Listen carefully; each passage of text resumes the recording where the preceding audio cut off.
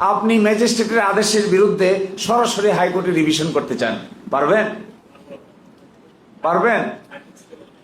বাবুল নামে একটা বিখ্যাত কেস আছে, বাবুল 24 BLD আপিলের ডিভিশন পেজ 167। একটা বিখ্যাত কেস আছে, নুরুল ইসলাম বাবুল, শিল্পপতি, বিখ্যাত শিল্পপতি। আপনারা চেনেন না নুরুল ইসলাম বাবুলকে? নুরুল ইসলাম বাবুল সাহেব ম্যাজিস্ট্রেট কোর্টে ধরে নিয়ে গেল বেল, ম্যাজিস্ট্রেট বেল দেয় না। 2 বার বেল চাইছে, বেল দেয় নাই। 3 বার বেল চাইছে, বেল দেয় নাই। সেশনস কোর্টে গিয়ে মিস কেস করছে। সেশনস কোর্ট শুনানির জন্য অপেক্ষমান, ডেট দিছে একটা লম্বা।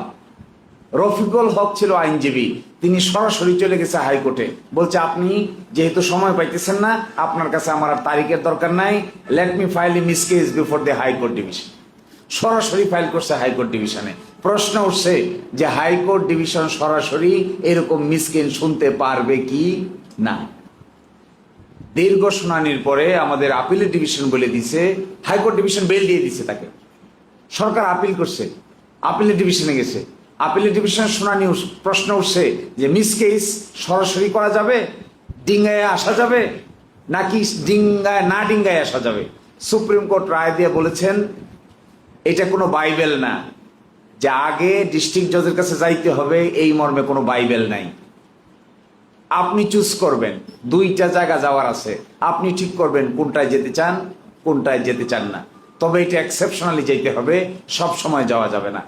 রিভিশন, আপনারা আমাদের কাছে ধরেন একটা আদেশ দিল, বেল দিল ম্যাজিস্ট্রেট, এই বেইলের বিরুদ্ধে আপনি সেশনস কোর্টে কি ফাইল করেন? বেইলের অর্ডারের বিরুদ্ধে রিভিশন। এই রিভিশন খারিজ করে দিল, তখন কই যাবে? হাইকোর্ট। কোন আইনে?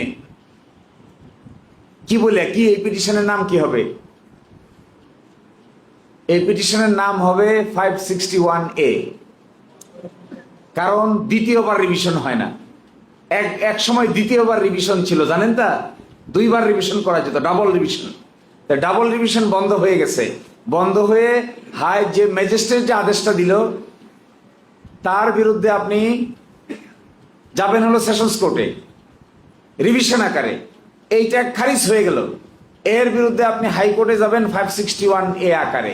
ধরেন আপনি ম্যাজিস্ট্রেটের আদেশের বিরুদ্ধে সরাসরি হাইকোর্টে রিভিশন করতে চান, পারবেন? পারবেন? পারবেন? পারবেন। এটার নামও কনকারেন্ট জুরিসডিকশন। রিভিশনাল পাওয়ারটাও কনকারেন্ট। রিভিশনাল পাওয়ারটাও সেশনস কোর্টে যা যাওয়া যাবে, এটা হাইকোর্টেও যাওয়া যাবে। বেইলের পাওয়ারটাও কনকারেন্ট, এটা হাইকোর্টেও যাওয়া যাবে, এটা সেশনস কোর্টেও আসা যাবে।